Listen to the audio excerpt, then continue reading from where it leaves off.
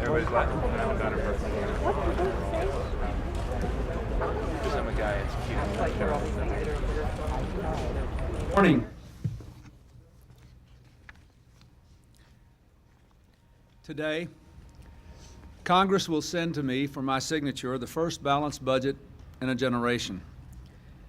This budget will help millions of families to raise their children, educate them, and provide health care for them. It is an investment in the hopes and dreams of the American middle class, and I look forward to signing it. This morning we have further evidence that the strategy of balancing the budget while investing in our people and selling more American products around the world has helped to produce sustained prosperity for Americans.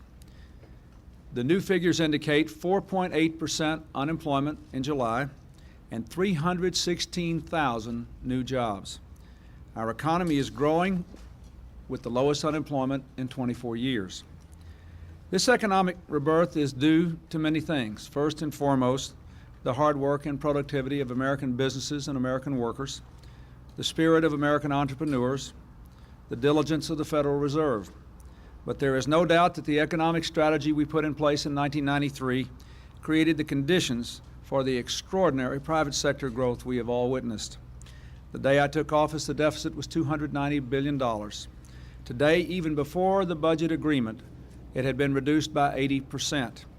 4 straight years of deficit cuts have begun to put our fiscal house in order. The low interest rates that have resulted have produced the economic expansion, as well as real benefits for ordinary Americans: lower car payments, lower mortgage rates, lower credit card rates. It also made possible, that 1993 agreement did, this budget agreement that has spending cuts and tax cuts and very large increases in investments in education and health care. This year we had a choice: whether to succumb to gridlock and undercut confidence in our economy or continue our successful strategy into the 21st century. I am pleased that very large bipartisan majorities in both chambers, including over 75% of the Democrats on all the votes, have voted to continue our economic approach and keep our prosperity going. There are many reasons why I believe it will strengthen America, but let me just mention one of them as I close. For years, as our economy has gathered momentum, we've looked for ways to make sure all Americans can reap the rewards of that prosperity. The tax cuts in this balanced budget will directly and immediately improve the standard of living of millions of middle-class families. For a typical middle-class family with 2 children, the child tax credit alone amounts to a $1,000 raise in take-home pay. The college tax cuts will help families even more. And by encouraging more Americans to get the education they need, these education tax cuts will boost the long-term earning potential of all Americans who use them, and therefore the long-term strength and wealth of the American economy. Let me make one other point. This balanced budget will close a chapter in American history. Years, decades, in fact, when our people doubted whether government could work for them and questioned whether our nation could set and meet goals. Over the past 4 years, through tough, persistent, patient effort, we have made unparalleled progress, rolling back the crime rate, reducing welfare rolls by historic numbers, and now finishing the job of balancing the budget.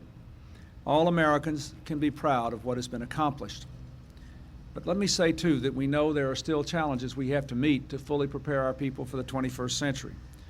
We must move ahead now to set national education standards and test our children on whether they're meeting them, to make further progress in the work of racial reconciliation, to open more foreign markets to American products, to move on our environmental problems, and finally, to address the very real challenges of long-term entitlement reform. I look forward to dealing with all these issues. If we follow the path that is proven so successful in this balanced budget process, working to find common ground on common challenges, then I have no doubt that we will move forward together into the 21st century. Thank you very much. Is there a connection between Hamas and the New York arrests? Mr. President, Is there a connection there? There seems to be some confusion about whether or not you think this is a good time to send Secretary of State Madeleine Albright on her first trip to the Middle East.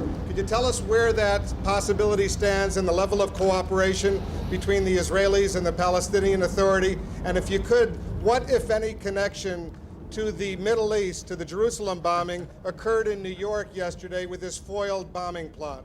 Well, let me, Mr. Plant asked that question and you asked that one. Let me try to answer both of them. I have to go meet with President Aliyev of Azerbaijan, but I will try to answer them both quickly. First of all, when the period of mourning is over, I will send Dennis Ross to the Middle East to meet with the leaders there with our latest ideas. I think it was appropriate to delay that in view of the terrible loss of life from the bombing. And then we will see where we are. I have said all along that I would send the Secretary of State to the Middle East at the appropriate time, but I want Mr. Ross to go there to do the work I am sending him to do, to get the reaction of the leaders, and then we'll make a decision. Secondly, with regard to the arrests in New York yesterday, I think first of all I'd like to commend the law enforcement officials, both the New York City officials and the federal officials who were participating in it. And secondly, say that I cannot comment and cannot reach a final conclusion yet because I haven't received a report of the direct investigation done, including the interrogation of the people who were arrested. But I will say that we have worked very hard in this country to increase our capacity to deal with terrorism. It is something we take very seriously, and we will continue to do that. We will work very hard.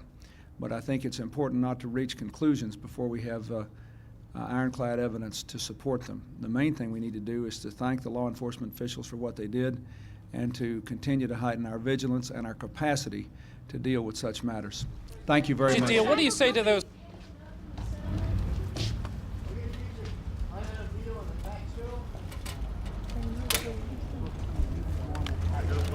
Oh,